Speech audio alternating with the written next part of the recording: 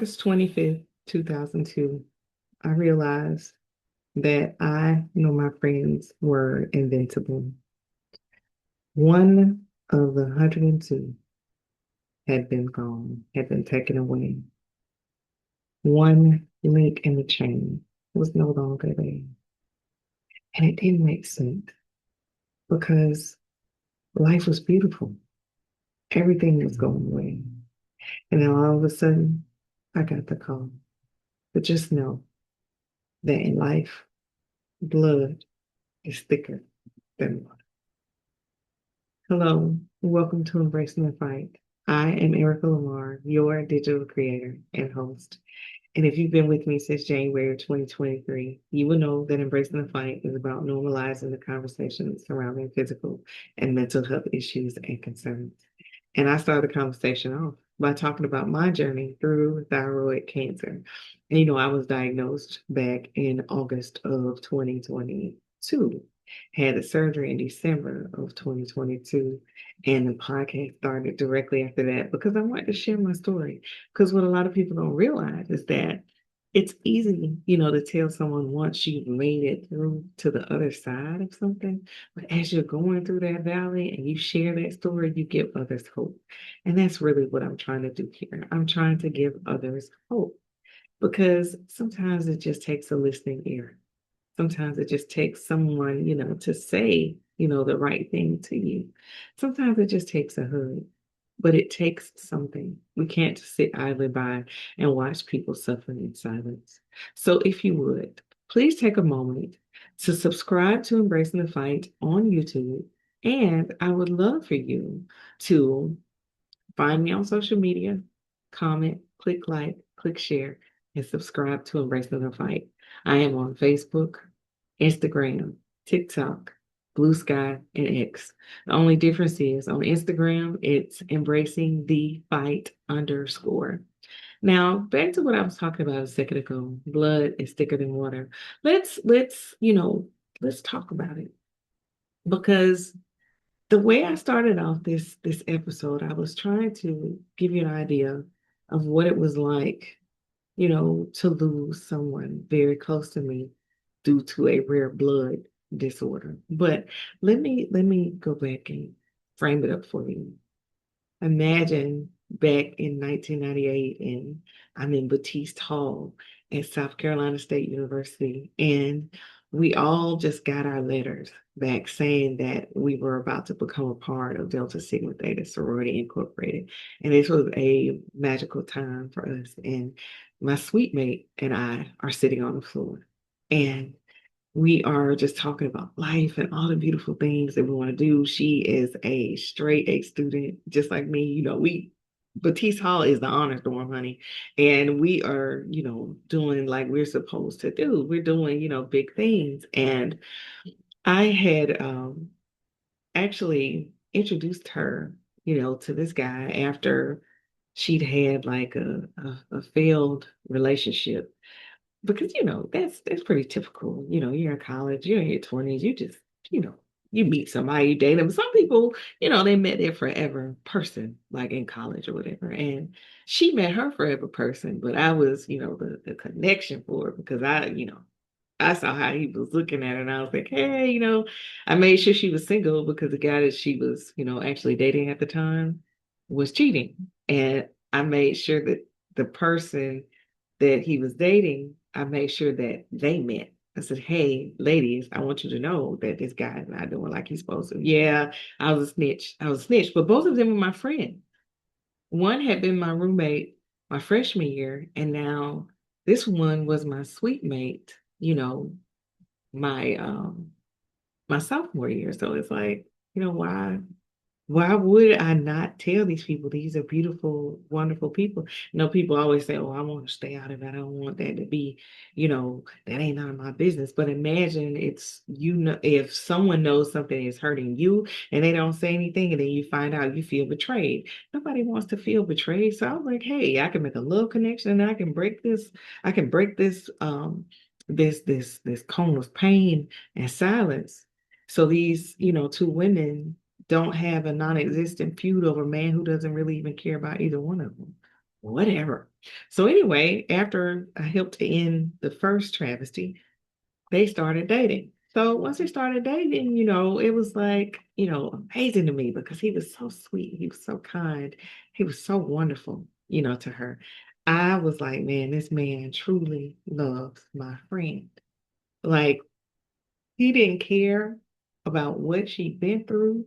He didn't care about anything. He loved her. I mean, he loved her from his soul. It was when I say it was beautiful to watch, it was beautiful to see, and I thank God for it every day because I was like, my friend was hurting. She was going through something, right? So to go on with the story, we became deltas, and they started dating, shortly thereafter. And as their relationship grew, we end up that summer, we end up staying in the same house. Um, it was the house behind Wendy's. I don't even know if the Wendy's is still there or not, on Orangeburg, but it's right across the street from the school, not too far, down the road. But anyway, we lived there and she lived upstairs and I lived downstairs and he was there every day. I don't care what was going on. He was there every day checking on her, make sure everything was good, all that. But she was physically, a healthy person, I thought. I thought because we walked, we would run, we would exercise, we were eating right. I mean, we were the epitome, of good health, right? So what ended up happening is the next couple of summers, I was working like for NASA and I went out to California and worked at Lawrence Livermore National Laboratory. And she called me up and she was like, hey, we're getting married and I want you to be in the wedding. But me being a poor little college student, I'm like, hey, I'm in California and I can't come back. Even though the wedding, I think it was going to be, in Michigan. And we had another friend, Sarah, that stood in and, was in the wedding or whatever. And she told me all about it, sent pictures. And when I say she was a beautiful bride, and I was just so overjoyed. But then later on, in their marriage, her husband called me in the middle of the night one night. He's like, pray for her. And I'm sitting here going, what's going on? He was like, for some reason, she's been a little sick and she's been passed out or whatever. And I don't know what's going on. So I'm like, okay, no problem. I got my friend. I am praying to God because we too young for this illness, whatever it is, Lord, she has so much work to do because she loves you, she honors you. She was in the church more than I was, and I thought I was in there, all the time. Now I'm not gonna sit here and hey, y'all believe that I was perfect or nothing like that, because that was not the case. And I was in there because I was like, Lord, forgive me for this craziness and foolishness that I have going on in my life. But either way, I was on my knees and I was praying and I was talking to God. And it was like she called me, a little bit later that I want to say it was that month. And she was telling me, that they were going overseas because he was going to have to play overseas, for a little while and then they would be back. Well, before, she came back, she was like, I got some really good news. I'm pregnant. And when I say I was overjoyed because I knew that was one of her, heart's desires. She really wanted to have kids. It was like she had that loving, kind, mothering spirit. Like you could sit there and be like, oh, them kids bad. And then she'll say, no, they just need to be loved. They just need to be hugged. They just need, some food. They need some this, they need some that. And I was like, no, they need a butt with me. And she was like, no, no, they don't need that. You need to, think past that. And I was just like, child, I need to borrow your eyes to see what you see because that over there, that's terrible. But anyway, she, gave her heart and her soul to helping and loving children. Like she did coat drives and all these different things, for kids and for families and for people who are less fortunate. So she had a true heart of gold. But anyway, she's telling me, we're going over here. I want to say it was Germany that they were going to, and they were coming back, and she's pregnant, and oh, we got to plan a baby shower. I was so excited. Well, when they came back, it was like, when are you gonna do the shower? Because at this point, she was almost, I want to say she was around 3 months or so pregnant. this time. And they were like, oh, we want to wait, just a little bit longer before, so we could tell everybody, what we're having and they know what kind of gifts to get, that kind of thing. And I wanted to go visit her so bad. But at this point, I had just started, a new job and I was down in Mobile. And it was like I just couldn't, break away because like I said before, I was a full college student. So now I'm a adult and I have a house and I have bills and I have responsibilities and I hadn't been working there that long. So I didn't have, the vacation time that I needed in order to go and do what I need to do. Anyway, so on August the 25th, I was at work and I got a call from my ex from college. And like, why is he calling me? We're not even friends. I shouldn't say that. It wasn't that we weren't friends. It was just we had moved on. Let's just say that. Because he basically told me that he felt like he couldn't trust me because he thought it was someone that I was interested in, but I was not a cheater. I wasn't that kind of person. And if I felt like I was going to cheat on you, I'll break up with you anyway. But anyway, I digress. He calls me and he's like, I'm so sorry. And I'm like, for what? I had no idea what he's talking about. Because mind you, social media has not blown up to the way that it is now, right? It was just really starting out in 2002. So I'm sitting there and I'm like, well, what are you talking about? So he begins to tell me, he's like, have you not seen the news? Have you not seen TV or anything like? I'm like, well, what do you want? I was like, because I'm on my lunch break and what's what are you talking about? So I could tell that there was something really wrong by the way that his voice sounded. Like I said, I had dated him for a while, so I knew, his personality. And he was like, your friend, she passed away.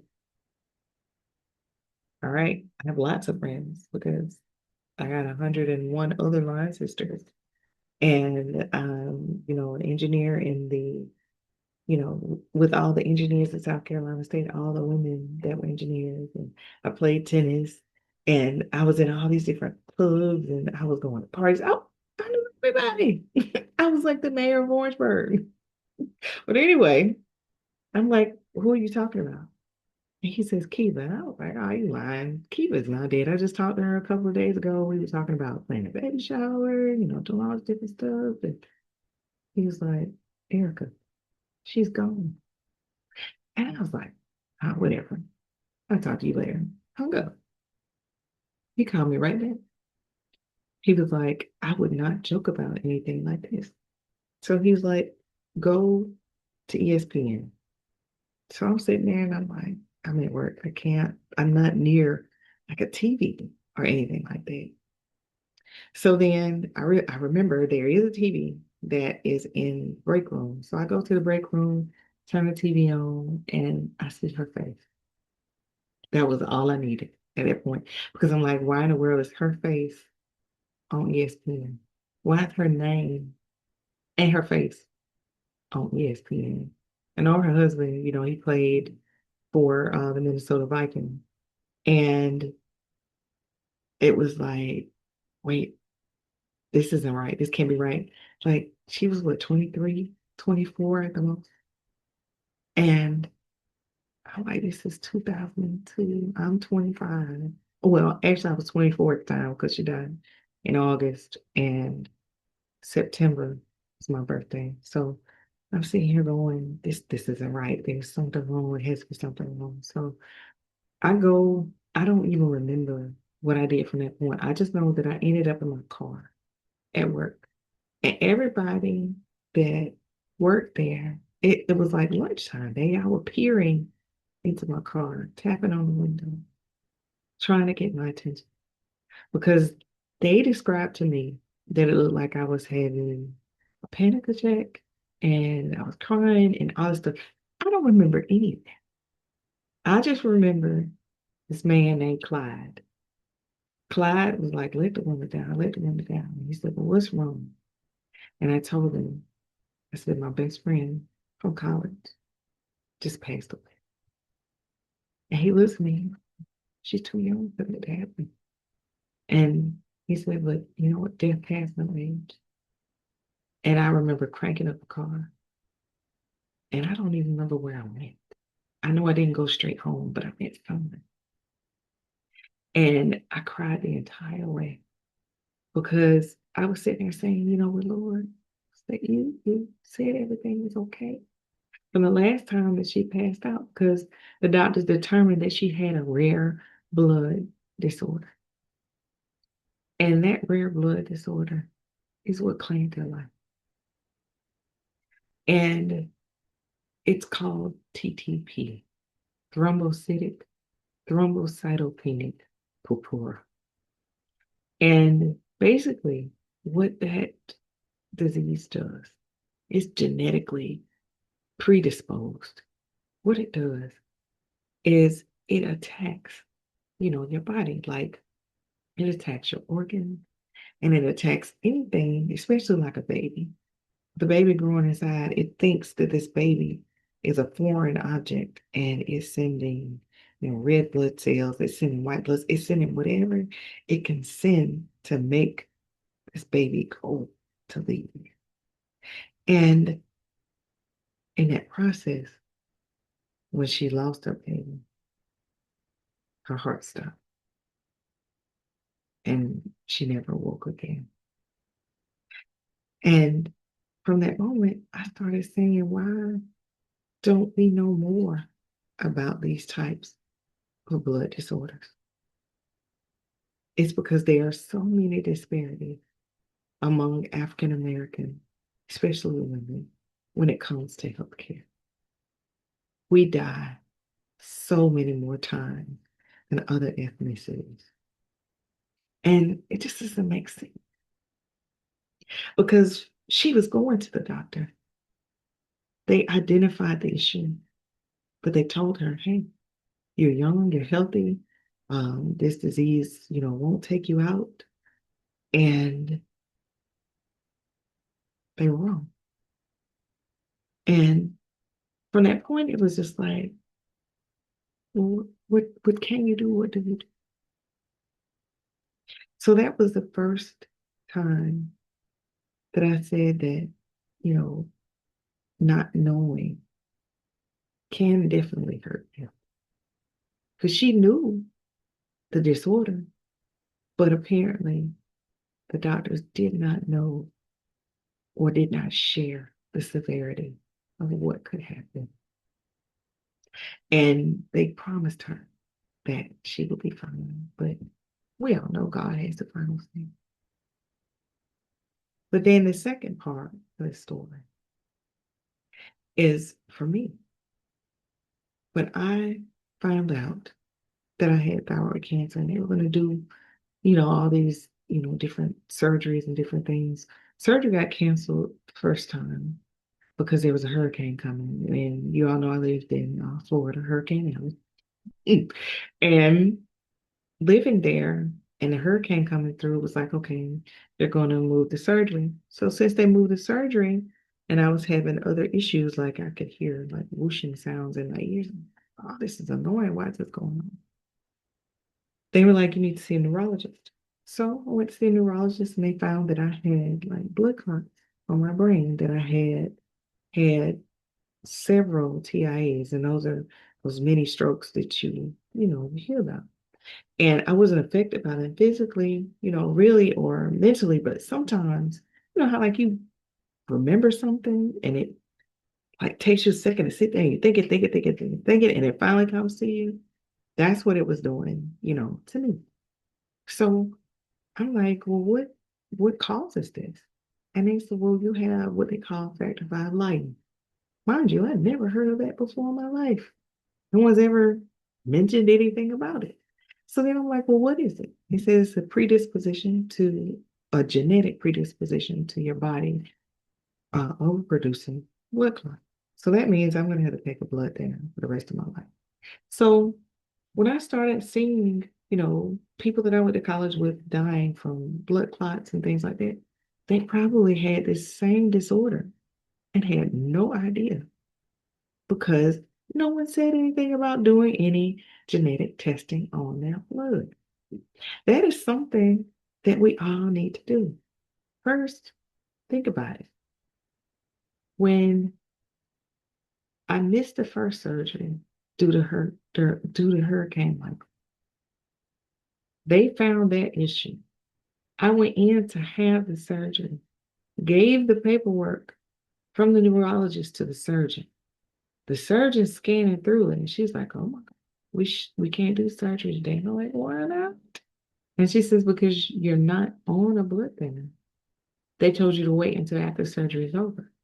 And she said, "You know what could happen if you had gotten on this table and I didn't have this information?" She said, "You could have been another statistic of a Black woman, 45 years and older, that died from a stroke or an aneurysm during surgery." Because that's what Factor V Leiden would potentially do. Because when they give you anesthesia, it causes your blood to clot. So imagine I'm getting anesthesia, the blood's clotting, and then Factor V is like, "Yay, more blood clots," and it sends even more. And they go to my heart, go to my lungs, go to my brain. It's over. And they have no idea, what happened to me. But if I hadn't seen this neurologist, we might not even be on this podcast talking about it. That might have been just the end. That might have been just it. So with my friend's story and my story, I am imploring you to talk to a hematologist. Get a full blood panel done. Get tested for all potential genetic disorders, not just for you, but for your kid. Because anything that you have, they have, or some combination of it, between mom and dad. Because one of my parents has Factor V Leiden, not both. Because I know people who both of their parents have Factor V Leiden, and they have to take like Plavix and some other stuff. I mean, some rough stuff that causes issues, potentially with your liver and, all these other things when Eliquis is, it's rough, but it's not, I take such a low dose. It's not bad at all. Like I don't have any lingering side effects or issues or anything at this moment because, like I said, I'm trying to exercise and eat right and do different things. But those two events that I'm talking about in my life totally changed my mind, changed my heart when it came to thinking about how blood, is thicker than water. People say that all the time, "Oh, you gotta be, with your family and you gotta choose them because you carry the same blood." But I'm saying, think about what is actually in your blood that is causing your body to behave the way that it behaves. Just imagine if my friend had had the right, like, treatment, the right care. Would it have changed anything? Possibly. She could have been like Hezekiah and asked the Lord for many more years. But if she didn't know to ask for it, how do you get it? So this episode is just for you to open your eyes, especially if you are a person of color.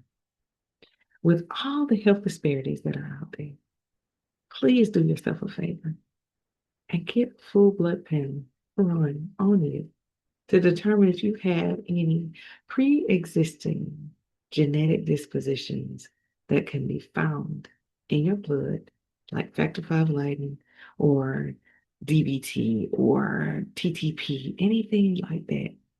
Because there are treatments out there that can help you.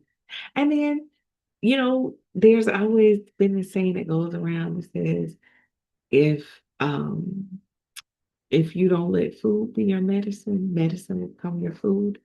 There are lots of natural things out there that you can do to help cleanse your blood. They can help to thin your blood, like fish oil, omega-3s. They help to thin your blood. The reason I know that is because they say when you're taking Eliquis, you shouldn't take fish oil because your blood will be too thin. So it's like, well, why would I just take, fish oil because it's natural? So I'm really thinking about, going that way because I don't like, taking all these processed medicines. I want to do, the healing naturally.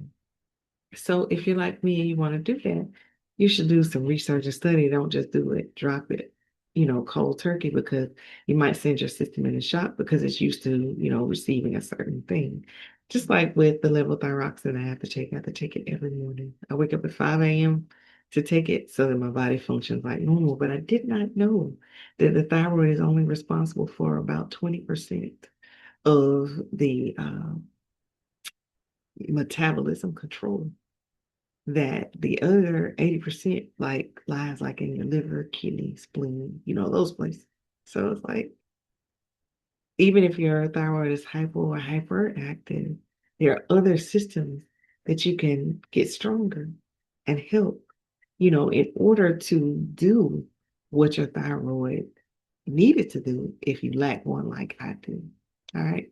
So I hope you got the message out of today's message, even though losing a friend is truly, truly heartbreaking. 20, 23 years later, so that was 2002. It's 2025. 23 years later, I can still hear her voice. I can still see her smile. I can still hear her prayers. But I now also hear her message to share with others that there's hope. That if you go and you seek medical help, or if you seek to find out, how you were made up genetically, there are things that you can do to help to improve your quality of life. And you won't see as many, people dying from these strange, occurrences. I know, like I said, the Lord, yes, He will take you when He wants you, but just imagine if you had fewer people dying from these unknown illnesses, people finding them in their homes and they're very young. Why? Why does that happen?